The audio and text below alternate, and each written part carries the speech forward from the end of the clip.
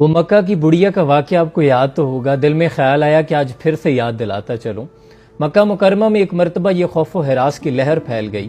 سنا ہے مکہ میں کوئی جادوگر آیا ہے، جس سے ملتا ہے اس کا دین ہی چھین لیتا ہے، جو اس سے ملتا ہے اسی کا ہو جاتا ہے، اس کے اندیکھے خدا کی عبادت کرنے لگتا ہے۔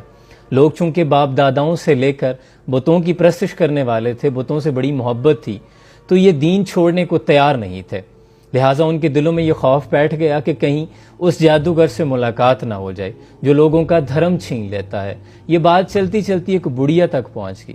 بڑھیا بتوں کی پرستش کرنے والی تھی، باپ داداؤں سے لے کے بتوں کو پوجنے والی تھی، بڑا عشق کرتی تھی، تو اسے اپنے دین کی فکر لاحق ہو گئی۔ کہنے لگی کہیں ایسا نہ ہو اس جادوگر سے میری سرراہ ملاقات ہو جائے اور مجھ سے وہ میرا دھرم چھین لے، اس لیے اس سے پہلے میں یہ شہر چھوڑ جاتی ہوں۔ اس نے اپنا سامان گٹھری میں باندھا اور اپنے دروازے میں بیٹھ گئی، انتظار کرنے لگی کہ کوئی آئے، سامان اس کے سر پہ رکھوائے اور وہ یہاں سے چلی جائے۔ اتنے میں وہاں سے ان کا گزر ہوا، جس سہانی گھڑی چمکا طیبہ کا چاند، اس دل افروز ساتھ پہ لاکھوں سلام، جن کے آنے سے مرجھائی کلیاں کلی، اس گلے باد مومبت پہ لاکھوں سلام، اور جن کے آگے تنی گردنیں جھک گئی، اس خدا داد شوکت پہ لاکھوں سلام۔ حضور سے کہنے لگی بھتیجے ذرا یہ سامان تو سر پہ رکھوانا۔ حضور نے جب سامان اٹھایا تو وہ بوجھل تھا، وزنی تھا۔ اماں جی کو دیکھا تو وہ بڑھیا کمزور تھی۔ حضور نے کہا اماں جی اگر آپ کہیں تو میں یہ سامان وہاں نہ پہنچا دوں جہاں آپ نے جانا ہے۔ تو کہنے لگی بھلا اس سے اچھا کیا ہوگا، اس سے بہتر کیا ہو سکتا ہے۔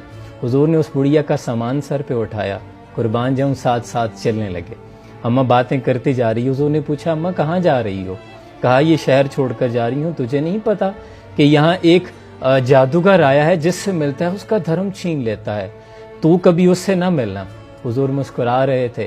جہاں جانا تھا وہاں پہنچ کر سامان اتارا تو اماں کہنے لگی کہ بھتیجے اپنا نام تو بتا دے، جب میں یہاں سے جاؤں گی تو مکہ کے بارے میں بتاؤں گی کہ وہاں جادوگر ہے جو لوگوں کا دین چھین لیتا ہے، تو پھر لوگ کہیں گے کہ مکہ بڑی بری جگہ ہے، تو میں تیرا بتاؤں گی کہ وہاں ایک بڑا اچھا نوجوان بھی رہتا ہے، مجھے اپنا نام تو بتا دے۔